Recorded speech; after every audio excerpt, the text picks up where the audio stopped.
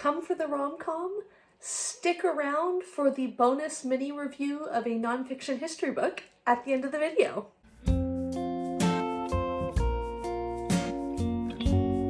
Hi everyone, Rosie here. Welcome back to my channel. Today I'm going to primarily be reviewing the Wisteria Society of Lady Scoundrels by India Holton. This is book 1 in the Dangerous Damsels series, and it's like a fantastical historical romance with a heavy comedy vibe. I don't know if it would tip over into rom-com or if it's still in the romance sphere because I don't read a lot of either, so I'm not really sure where that dividing line falls or how we classify them. But it is a very funny romance novel set in a sort of alternate fantastical Victorian England. We follow Cecilia, our heroine, who is a very prim and proper lady pirate who lives with her elderly aunt, and they fly around in their townhouse. They have a flying townhouse that they use to do piracy. Cecilia and her aunt belong to a sorority of very sort of genteel lady pirates called the Wisteria Society, and when the society is threatened by the evil Captain Morvath, who is on a misogynistic rampage against all women, including the Wisteria Society and the Queen, Cecilia must team up with a handsome and charming pirate/assassin to save the society and hopefully assert her independence as an adult and full-fledged lady pirate. As you can probably guess, I really enjoyed reading this book. I thought it was really fun. It was a great concept, fantastically executed.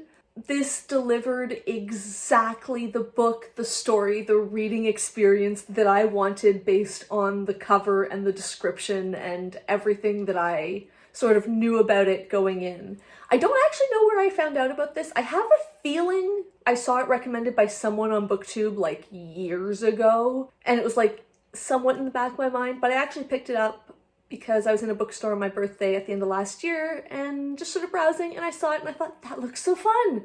So I bought it, and it was indeed so fun. It has a way of taking itself seriously and going all in on the premise of prim and proper lady pirates in flying houses, while still maintaining the comedy of that. I can't really find the words to articulate what I mean here, but it's just a like tone and style of writing and an approach to this type of story that I enjoy a lot. I can't put it any other way than that. As a novice romance reader, I obviously don't have a great frame of reference for that side of the story, but I would call this fairly slow burn and fairly mild in terms of spice. It's not completely fade to black, but there is only one scene of that type, and it's not super explicit. I thought it was super well written. I'm really picky in that stuff. A lot of that sort of writing just doesn't work for me, and I really like this. I thought it was really well done and really enjoyable, and I'm looking forward to reading more of the author's books based on all of that.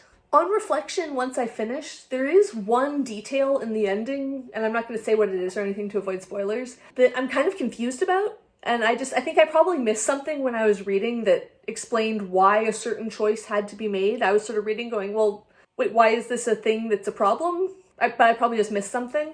And I do have one more serious concern, and that's the way the author handles violence against men, particularly domestic violence against men. It's very much played off as a joke, and I kind of see what she's going for in terms of the world building and the societal like expectations and flipping things on its head, but it just in a few places went a bit too far for me, and I was like, yeah, I don't care who it is, I just don't find that funny.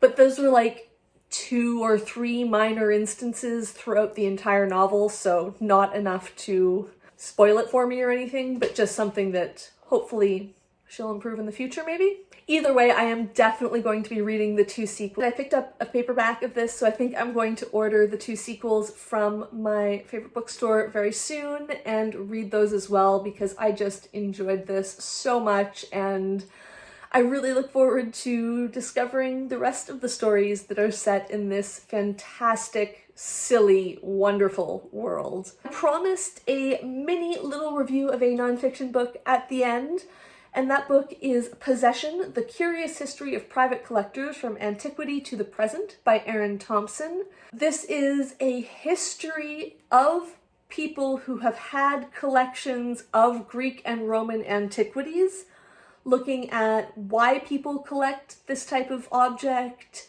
what their motivations are, how people come to be interested in it, the impacts that that type of collection has on archaeology and on the artifacts themselves, both physically and in the narrative and story surrounding them. And it does so by showcasing all sorts of different collectors, from Roman emperors to like people building museums and collecting stuff up to the present. Overall, a really interesting book about a topic I didn't know very much about, and I think a really interesting different perspective on the classical antiquities period of history, which we hear about so much, but then this is a side of it that I'd never really read about, and it was fascinating to learn about some of the stuff that went on with like restorations of statues in the past, and like how people just made up narratives for their statues based on what they wanted them to be and stuff. It was really fascinating. If you're at all interested in antiquities or classical history or just interesting history books in general, highly recommend checking this one out. Let me know down below, have you read either of these? Are either of them ones you're interested in? Or yeah, just tell me about what you've been reading. And if you like this video, make sure you hit the like button down below. If you would like to see more of my videos, make sure you hit subscribe, and thank you for watching.